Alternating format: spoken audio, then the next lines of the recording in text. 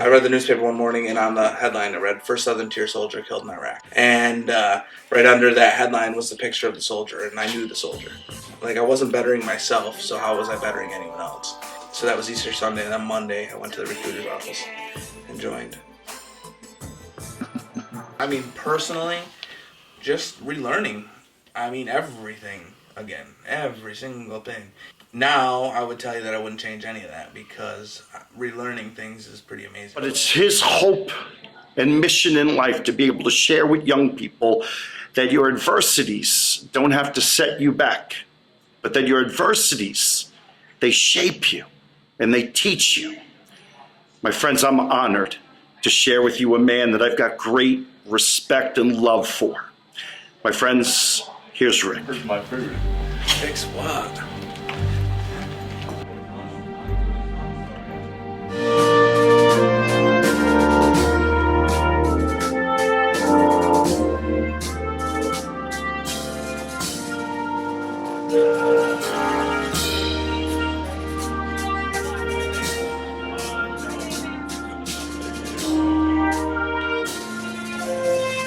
Amos, my service dog.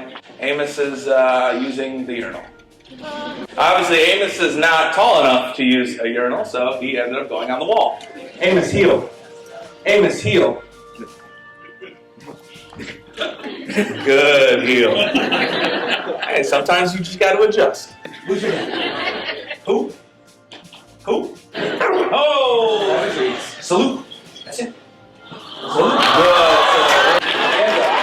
Good boy. Assume the position. That was the plan. You know, plans are great. We should all have a plan. We should all have goals.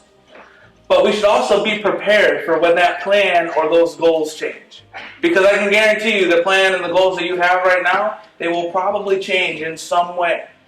The face that children would eventually see as a monster. And why wouldn't they?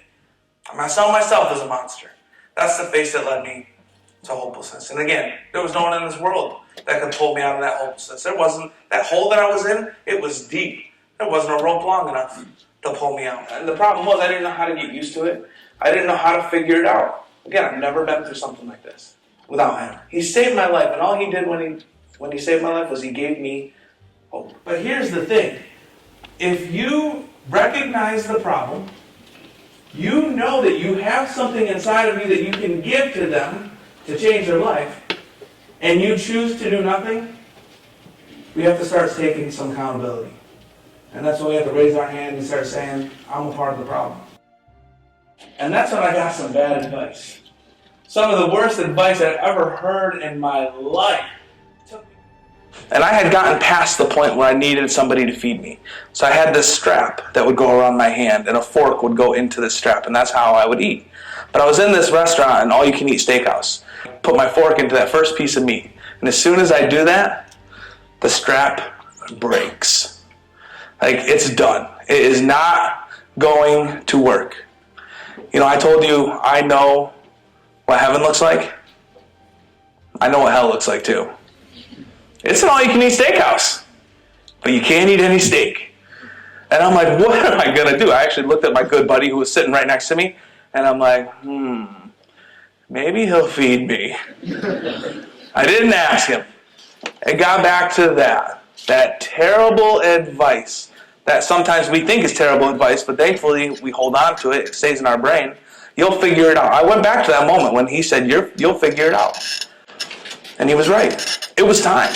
It was time for me to figure it out.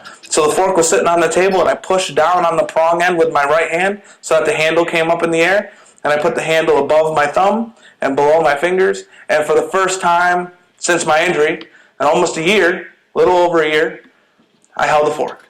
Since that day, I've never once used that strap. I've never once had anybody feed me ever again. Because it came to the point where I wanted something bad enough.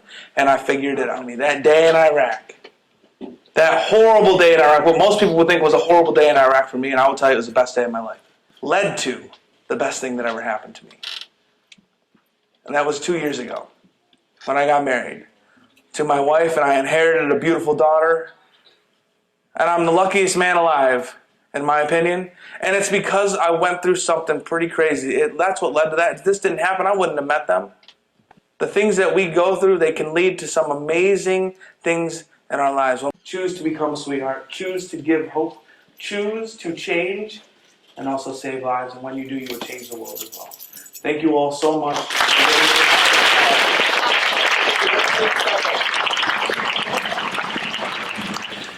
Hey man, on behalf of everybody here at PFEW, thank you so much for your time, your words. Thank you for your service to our country.